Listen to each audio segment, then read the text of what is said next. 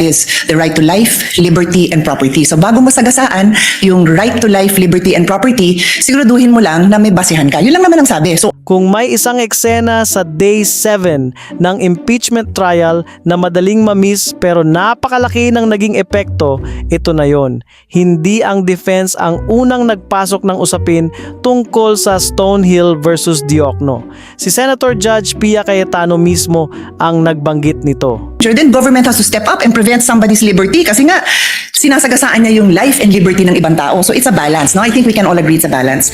So I want to go straight into a landmark case and I will ask both parties for their legal opinions on it kasi it is a legal proceeding. Pero gawin niyo lang simple para hindi masyado complicated para sa mga nakikinig sa atin. So in the landmark case of Stonehill versus Diokno, 1967 pa po to, karamihan ng mga lawyers hindi pa pinapanganak.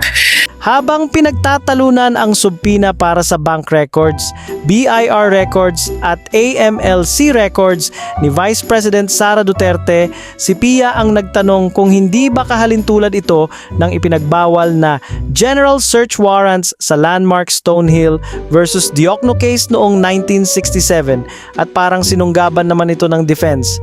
The importance of due process was highlighted and the Supreme Court discussed 2 points.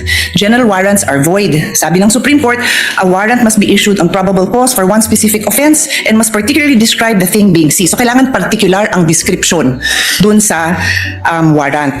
Halos inangkin nila ang parehong argumento ni Pia at ginamit ito para kontrahin ang House prosecution na para bang napatunayan ng unconstitutional ang hinihinging subpina.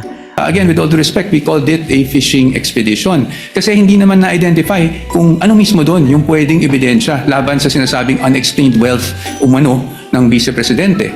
So, with the question, for us, yes, the Stonehill case, Stonehill versus Diokno, directly applies to the current proceedings. Kasi nga po doon, sinasabi talaga na dapat specified yung hiningi, particularly described and relevant. Ang problema, maling kaso ang ginamit.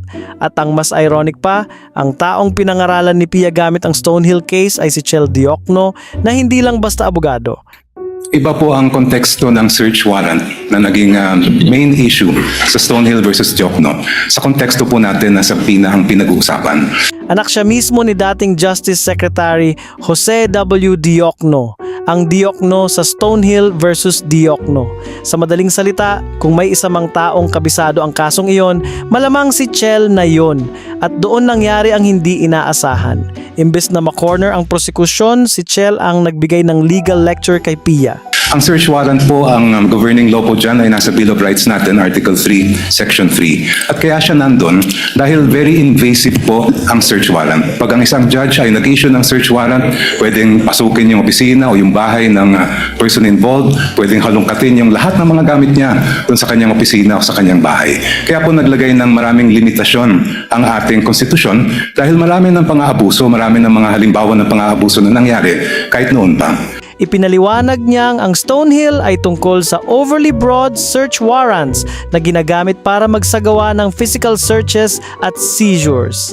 Hindi ito tungkol sa subpoena duces tecum na ini-issue ng isang impeachment court para mag-produce ng particular na financial records na may kaugnayan sa mga isyong nasa Articles of Impeachment, magkaibang legal remedies, magkaibang constitutional issues, magkaibang standards.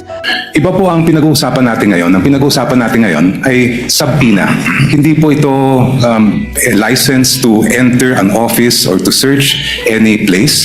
Ito po ay mismong humihiling lang ng mga dokumentong nakasulat sa loob ng subpoena. Therefore, the contexts are very different. Sa impeachment proceedings, ang Senate ay hindi nagsasagawa ng raid. Humihingi lamang ito ng mga dokumentong maaaring maging mahalagang ebidensya, subject pa rin sa judicial process at rulings ng impeachment court. Kaya maraming legal observers ang nagsabing hindi akma ang paghahambing ng Stonehill sa kasong ito. When we speak of a search warrant, I do agree there should be very specific limitations on how that warrant can be enforced. Pagdating naman po sa subpoena, meron din po yan, but that is not governed by the Constitution. It's governed by Rule 21 of the Rules of Civil Procedure, which basically provide that for a subpoena to be valid, it must be relevant and it must be definite. Ibig po sa relevance ay may kinalaman na may kaugnayan yan sa mga kailangan patunayan ng mga facts. At pagdating naman sa definiteness ay klaro kung anong mga iba't ibang dokumento ang hinihingi. Mas lalong naging kapansin-pansin ang pangyayari dahil nitong mga nakaraang pagdinig, maraming netizens ang nakapansin sa tila paulit-ulit na pagbanggit ni Senator Pia Cayetano sa kanyang pagiging UP Law graduate na para bang ginagamit ito upang bigyan ng dagdag na bigat ang kanyang mga argumento. In our case, we respectfully submit, Your Honors, that we have met both the standards of relevance and materiality. The PIR records, the bank records, and the records of the Anti-Money Laundering Council are relevant to the facts in issue pertaining to the charges of unexplained wealth. Hindi po natin malalaman kung talagang merong unexplained wealth ang Vice President kung hindi natin mabubuksan yung kanyang mga bank records, kung hindi rin natin makikita at may lalatag ang anti-money laundering at PIR records po nila. Pero sa pagkakataong ito, ang landmark case na siya mismo ang inilatag ay siya ring naging dahilan para maitama siya sa mismong pagdinig. At kung mapapansin, matapos halos yakapin ng defense ang interpretasyon ni Pia, hindi rin ito ang pinaniwalaan ng impeachment court. Sa huli, inaprubahan pa rin ng Senado ang subpoena para sa bank, tax at financial records ni VP Sara Duterte. Impeachment court will now resolve the prosecution's renewed request for the issuance of subpoena ducis tecum dated July 6, 2026. You may seat, counsels. Directed to the concerned banking institutions and Anti-Money Laundering Council.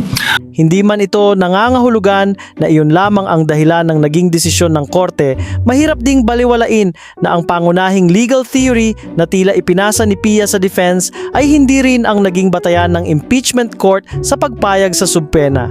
Kaya tuloy lalong lumalakas ang obserbasyon ng maraming netizens na sa halip na manatiling neutral bilang senator judge, tila mas aktibo pang naghahanap ng legal na depensa si Senator Judge Pia Cayetano laban sa House prosecution. At sa pagkakataong ito, ang argumento na tila gusto niyang gawing sandata ng depensa ay siya ring hindi kinagat ng impeachment court.